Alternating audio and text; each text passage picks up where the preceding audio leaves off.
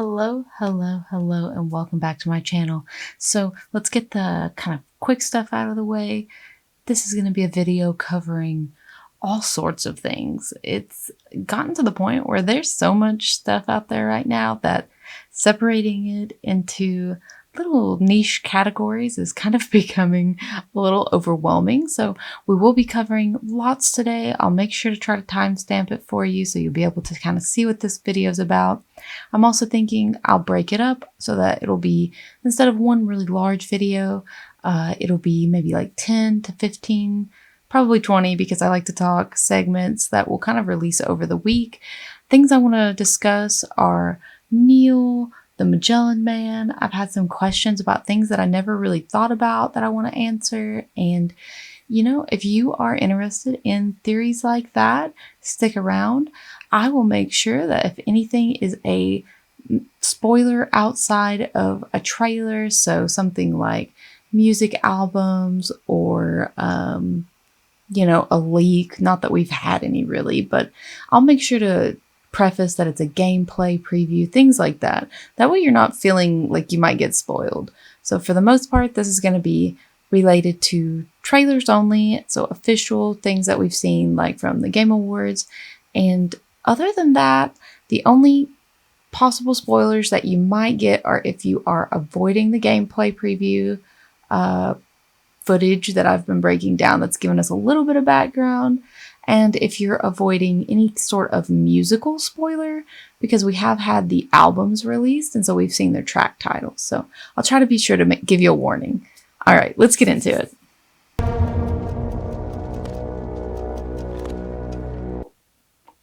So we'll talk about, if I remember, the gameplay spoilers at the end. This will just be about what we can see in the trailer at the moment. Now, we start out this scene and he's messing with his watch, which appears to not be working for some reason. So he flicks it a couple times, and just because I am such a weirdo, my first thought was, I'm going to check the time on the watch because I'm sure that there's something going on. And there was. So he, in the 1 or 2 seconds there that we can actually see the watch, time moves an hour.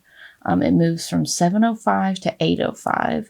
I'm assuming at night, but it's very dark. So it's kind of weird that, 7 o'clock where I'm at is never that dark, but I don't know. You know, I'm in America, so we have awesome daylight saving time that messes all of our stuff up. But, you know, I thought that was interesting because it looks like it's midnight, but the time on his watch is 7:05. He hits it a couple times and it turns into 8:05.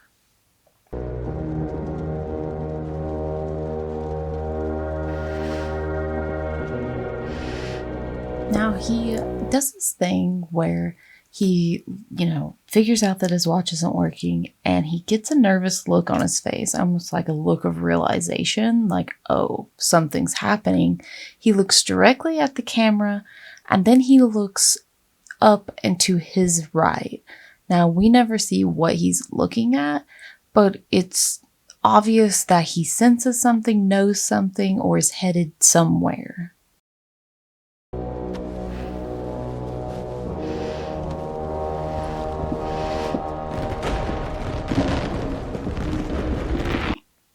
Earlier in the trailer, we see Neil and he's looking out a window and we see some Day of the Dead decorations. At least that's what I think it is. And that would make sense because his imagery is it seems heavily related or inspired by the Day of the Dead culture and celebration. So one of the things about Day of the Dead is it's a celebration of life rather than anything kind of spooky or scary. So it happens, or it starts on Halloween, but it's not really like a Halloween thing. So don't think of it that way if you've never really heard of Day of the Dead. As I understand it, and if you know better, please correct me in the comments, but from how I understand it, from how my students celebrate it, it's a celebration of life. Traditionally, it's sort of known as the time that spirits can pass over, which makes sense. A lot of cultures think that like Hallows Eve or Halloween, all that stuff, I think, I'm not sure if it has something to do with like the solstice or why that's so heavily in each culture. I mean, it's just all around the world. But like this is a time that people kind of feel like the veil is thinner. And so I'm thinking, it goes from October 31st to November 2nd, I think. I was looking it up earlier because I actually didn't know it was a multi-day event. I don't know. I just thought it was like a 2-week or something period, but it's just a few days. And it's the time that spirits are supposed to kind of cross over into the afterlife. For people that are still alive, they create altars. I don't know if I'm going to pronounce it right, but they're called like ofrendas. And you basically place like breads and gifts, things for your loved ones' afterlife, I believe. And it's just sort of a way to send them on and celebrate their life. So when we see Neil with this skull sort of transposed onto his face, because I'm not totally certain that this imagery is true. And I say that because we also have photos of Sam when he is in Cliff's battlefield, where he sort of has a skull superimposed on his face of one of the Vietnam soldiers. This one obviously looks very different than that scene. Those were more transparent. It was supposed to look like he was kind of standing behind a ghost almost. This one really, the skull is a lot more solid looking, but it did get me thinking, one of the things about Day of the Dead that's really recognizable are the sugar skulls, the skull imagery. And I started kind of trying to look it up, get a little deeper information on it other than just kind of the shallow information I had. And I ran across something called La Catrina, which is a illustration by an artist that basically was supposed to represent like an every woman, and how no matter like how much money you have or anything, that she sort of represents everyone. And so she's sort of like this stand-in, I guess, for everyone that has passed on. You'll have to correct me if you know a little bit better about that, but that's sort of how I understood it. Now, it doesn't look like what's on Neil's scarf or headband, whatever you want to call it. But I'm wondering if that's sort of the implication, or perhaps like what Hideo is sort of taking inspiration from or alluding to, that maybe his scarf, because it does appear to have a lady on it, that maybe that sort of represents the still mothers. Now, I kind of want to move on from the Day of the Dead imagery, but I should probably say that they are standing on what appears to be a large altar in front of a church. And we're going to look at that scene too. But when it comes to Neil, he has the skull flash over him, whereas the soldiers never have their skulls flash any other way. And I almost feel like that implies that they are truly in the realm of the dead, versus I'm not sure that Neil is actually dead, which sounds insane, but we're starting to realize more and more that people are kind of able to cross over, whether that's jumping to the beach, dying like Hartman and going to the beach, or having some other way to get there. Like Higgs was kind of able to jump back and forth, Sam. So I'm not totally sure that Neil hasn't sort of slipped into this place. And whenever he's looking at his watch, it sort of reminds me of like a shell-shocked person who's really trying to keep up with things. And it reminded me of Cliff and how he often seemed confused or sort of lost. And he would slowly sort of get his bearings as he interacted. And it makes me think, if Neil isn't dead or isn't actually just a spirit, he's not actually died to get here, then it would make sense, because time on the beach is very different. It's very fast. I used to think it didn't move because of how Amelie talks about the beach. But I think that is specifically for her. Time does not move for her.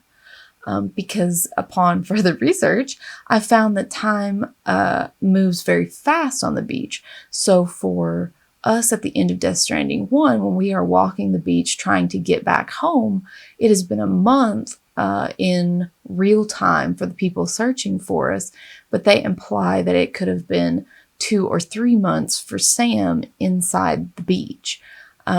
Which actually makes sense because if you have forgotten, at the end of Death Stranding 1, Sam actually didn't die to go to Ambyes Beach. He was sort of taken there, meaning he shouldn't have to repatriate to return.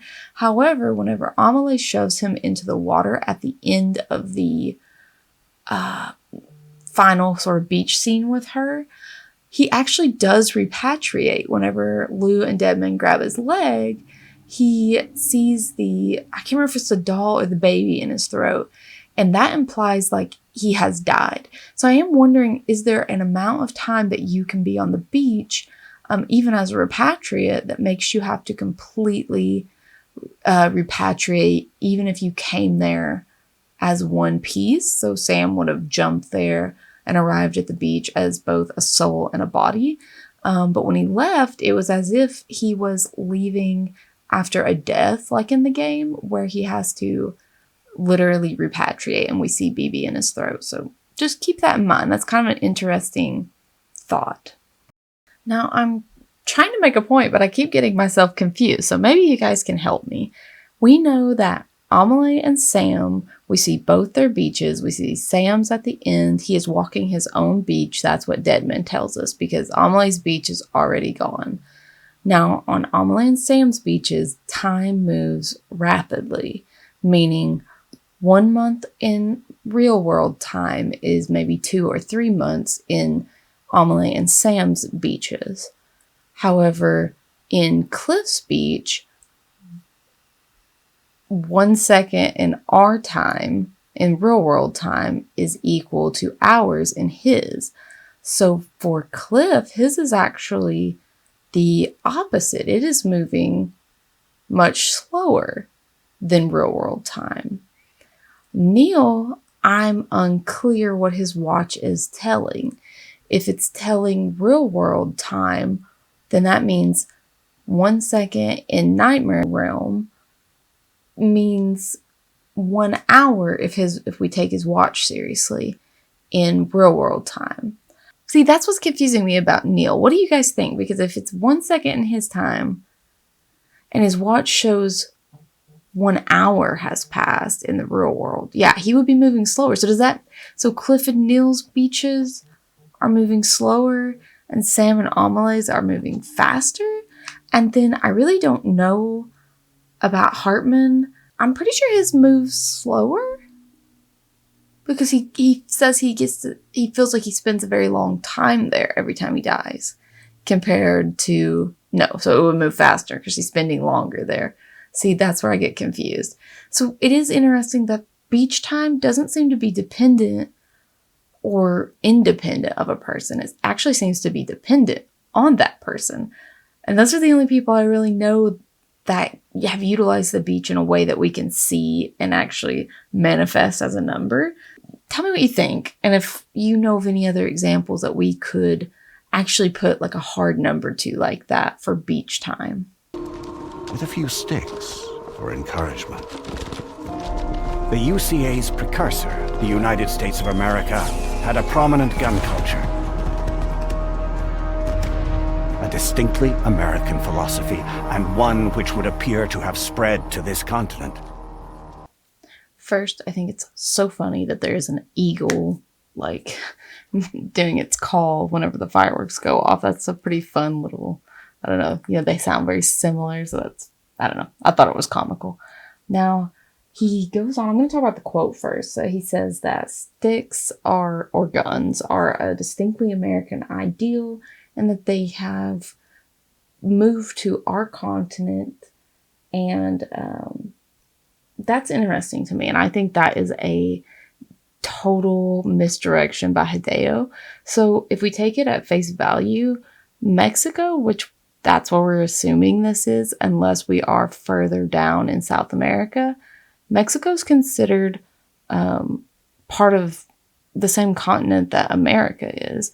So I actually think that when we hear the person saying this quote, I think we're talking to someone in Australia, and I don't know if it's going to be Charlie. I don't think it's Charlie. I actually think it's going to be the APAC president, because I'm going to do a different video about him, but short story, they're sort of like the stand-in for the East Indian Company, trading company. And so there's a lot of history there, but Hideo loves his historical references. And so I actually think that this quote is from someone over on the Australian continent, and that it has been overlaid here to mislead us into thinking that he's kind of referencing this area, but I actually don't think it is. The next thing I want to point out is if you watch this in slow motion, it's a little easier to see that the flames flare up from this like cathedral type thing behind them. And that's actually what sets off, I guess, their collars basically. And those are set on fire as well. So I am wondering, at first I thought that this was, I still think it's an offerandum. I still think it's an altar. When I first saw the clip, I thought they were in front of like a Catholic church, but the more that I kind of looked at it, they're definitely in a graveyard. And this is one of those like classic, I don't even know what you call them because I'm not rich enough to ever get one of these or have one of these, but it's like, they have the statues and sort of like a walk-in grave. And anyway, so we have this really large statue of a lady behind him, which obviously has the lady on his headband, and we already have the still mothers that he was transporting. So I'm kind of thinking that he may be guarding something, he may be kept here, or he may be helping protect someone. I am not totally sure that we won't find out that Lucy is in there, and that this is kind of like his final battle or sacrifice, is that he is like guarding her body. He's guarding this area. Now, it doesn't really make sense because, Lucy doesn't have any connection that I know of to Mexican culture. So it may just be them borrowing that motif. Other than that, we haven't met any Mexican characters in Death Stranding 1 that would really be in a grave, unless it's Dead Man, but I don't think he would be behind a statue of like a woman. I kind of thought the woman might be representative of a saint, or it has angel wings though, so I don't think it's like supposed to be Mother Mary or anything like that. And then I thought, well, it's probably supposed to represent like a mother, a heavenly woman, something like that. So that's all I really got there. But I did realize finally that it's more of like a burial place. It's a graveyard, not a church. But motif's still the same. I do think he is protecting or guarding something. So I'm assuming that someone or something has approached the area and it's kind of set him off, basically. We'll talk about gameplay spoilers from the preview, so don't put it in the comments. If you do know about it and you want to write something in the comments, do it vaguely so that me and you know what we're talking about, but people who are avoiding spoilers won't be spoiled. Anyway, so I think that perhaps unlike Cliff, who was in control of his soldiers, I actually think Neil might just be part of the pack. He's obviously the leader. He is giving them the same signals that Cliff is, but I'm not thinking that he is controlling them as much as Cliff was, I think, literally in control of his soldiers as Higgs is of the tar creatures. I think that these soldiers either have their own capabilities and independent action and thought, or they're being controlled by whatever is making the fire appear from this burial area. So I do think we're going to have like an entity, a soul, something that's in this area. You know, on top of that motif of like guarding or protecting something, we notice that they actually all have that lady's bandana on.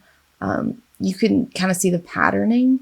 Now, I tried to get a good look at it, and you can see that lady's eye, and a little bit of her mouth and nose. And then at one point, you can also see some flowers. I looked up Day of the Dead flowers, but the ones that are commonly used do not look like the ones on the scarf. The ones on the scarf are kind of long, and they have real long petals. Let's talk about guns. So the guns that they have are just, I mean, they look fairly normal. I'm not seeing anything special about them. I haven't been able to come up with branding or anything. I didn't really see any of that on there. I will say that the 4 soldiers, the 4 skullmen, they are basically carrying just regular, probably like AR-15s or whatever. They've got the long magazines. I'm not going to pretend that I know everything about this because I don't. I'm a pistol girly, and when it comes to rifles, I usually have my partner to ask those questions to. That's kind of his thing. But what I can tell you is, you know, they look like rifles. They're probably ARs. But when we look at Neil's, his has like an attachment, and I'm assuming it's like a machine gun. I don't know that. When I looked up machine guns, I mean, obviously they don't look like that. Typically you have the bullets fed through like over the top of the gun through like the feed. But I'm just assuming that that's probably what this is. I don't really know what else it would be. And that's probably going to suck for us in the game if he has a machine gun and we haven't unlocked it yet, or we didn't get the collector's edition. I think that comes with it unlocked. So, you know, be aware. I think this guy is going to very much be a machine gun guy. So moving on from that, we see that they have scopes. I haven't seen anything terrible. I'm not seeing anything really other than maybe a couple grenades. This is where I need the help of people who actually know things about the military, like squads, things like that, uniforms, helmets. The thing is, I've noticed that one has headphones, which that seems to be common. I've seen that like on Call of Duty or whatever. There's always like one with headphones. But we have 2 with similar headsets on. I'm wondering, are those like night vision type helmets? I'm not really sure. And then, because it doesn't really necessarily look like goggles. When I look at it, it just kind of looks like, yeah, it doesn't look like it comes down or anything and like turns into night vision. So I'm not totally sure what the first and third skeleton guy, what their helmets do. The 4th one, though, cracked me up because I figured out he's got a beanie on. That's so, like, random. And I do wonder if there will be any reason for that singular one to have a beanie instead of a helmet. And the last thing is that they all seem to have pistols on their hip as well. So if they want to switch from rifle, it looks like they have a handgun that they can switch to. And then the second skeleton guy has a backpack on that looks pretty large. And I'm wondering, will they be able to replenish? Is this just a costume thing? Can we steal items from them? Can we knock them down and take their guns? All of that's kind of interesting to me. I have thoughts about the statue, what it means, how it relates to classic literature, but I'm going to save that for the next one. We're going to continue on with the end of this scene so that this video can come out in a timely manner. The more we seek to unite the people with metaphorical ropes, the more essential sticks seem to become. This is a really great line because Death Stranding 1, that's literally the game. We have Amelie. She is lying. She's dirty liar. I love her. She's my girl, but she's a liar. And she is trying to unite people with ropes or webs across America, creating these knots tied together with a string that is just not very, not very good. It's weak. It's made up of lies. It's built on her sacrificing different things as well as Bridget and hurting people. So we have these ropes that she is throwing out, you know, this net, let's call it a net. She's throwing out a net across the UCA, trying to like gather these people up to be connected. And what happens and what we see is that they have to be forcibly kind of redirected. She has to implement this sort of homo demon plan, which, to be honest, I guess she didn't make the homo demons, but she basically enlists Higgs, who, you know, is a terrorist, and lets him do terroristic things so that she can kind of get people scared, get people to join the network. And in a way, I mean, she literally, that's what she does to Sam. She ropes him in, she takes care of him, she forms this connection that in a way is sort of false and not truthful. It's built on deception. And so whenever she needs Sam to do something, she has to basically bring a stick out, which would be Higgs. And she uses Higgs to basically beat Sam into doing what Amelie wants. He crosses the West, he saves his sister, and in the end, Sam still chooses the rope instead of the gun. He doesn't shoot Amelie. And so that's kind of like the positive ending that we get. And after that, when we're starting this Death Stranding 2, it appears that we will have a little bit more of that. We are having to keep people kind of controlled through this weaponization. So Neil is being controlled, when we see him in the interview, through threats, through a stick, basically. And I do wonder what that will mean for the rest of the game. I have my thoughts on how this relates to Higgs, because he has always been the stick in the game, and how it relates to Sam, who's always been a rope. I also think that it's important that we remember the last time a stick and rope were mentioned in Death Stranding 1 is when Deadman says, Bridget must have known all along this gun became a lifeline instead of a stick. It was a rope for us to reach you instead of a stick. So that's interesting. I think that will come back. I think that will be relevant. With that, I'm actually going to end today's video, and tomorrow I'm hoping to kind of post these, maybe not daily. It depends on how far I get updates. So the video's over. If you don't want to hear the updates, totally fine. For my channel, my issue is I am babysitting quite a bit, and unfortunately, you know, kids need your attention. So not a lot of time for editing. I am trying to edit on the weekends. Definitely having a lot of bad weather, electricity going off. So, I mean, obviously no one is pushing me to put these videos out. I would like to get them out. But my intentions are to try to post these maybe every other day. I'm going to attempt to film the videos I have planned. I have several pages of notes, and try to get them out before the game drops. But if I don't, then I don't. And, you know, that's just how it is. We have almost hit 1,000 subscribers. Really cool. I made a little membership thing. So I think it's like $1, $2. You can get access to videos like a week early. I have videos scheduled out until like mid-July. I have art videos of like Death Stranding fan art for July, because I assume that I'll be posting gameplay most of the time on like the live stream or posted footage. Which reminds me, I wanted to just say briefly, I'll make a post about this, but I do think that I'm going to play Death Stranding 2 like on a private live stream so that it can upload multiple hours, but not technically be live. That way the gameplay will be saved and posted to YouTube. But I don't know that I am going to go totally live for the first week, mostly because I have family, and I have my little brother here, and that'll be weird too, because I don't know how much of the game he'll be able to watch, because, you know, he's young. It's kind of scary.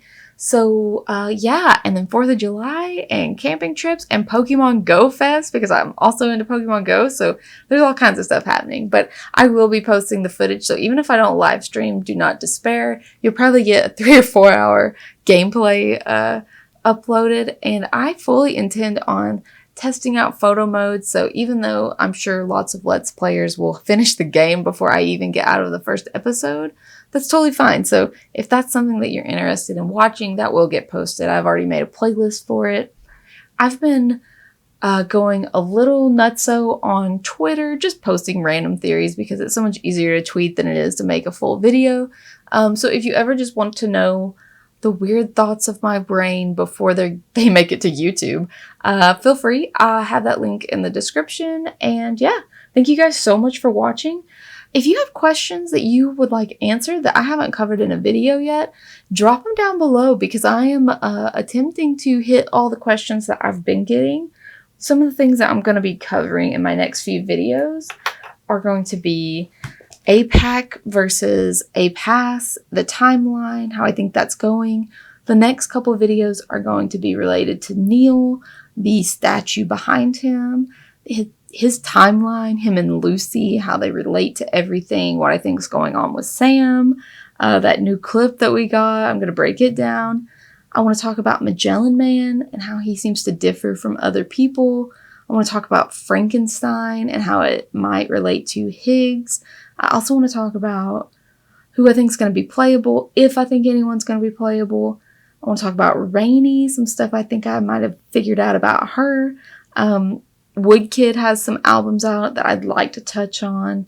I also want to touch on the memories. I have a whole Death Stranding thing I want to talk about for the first game about Lisa and Amelie and how I think something is going on there, and hopefully we'll find out more about it. I have some ideas about Red Samurai versus another mech that we've seen. I also have more. I downloaded the gameplay footage finally in the real 4K version, not the weird cropped one, so I'm working on that as well. And yeah, lots of things are coming, so I'm excited to maybe be back officially. You guys probably haven't noticed, but I've noticed. It's been about 2.5 weeks since I've been able to do anything, so thank you guys so much for watching, and I'll see you in the next video. Bye!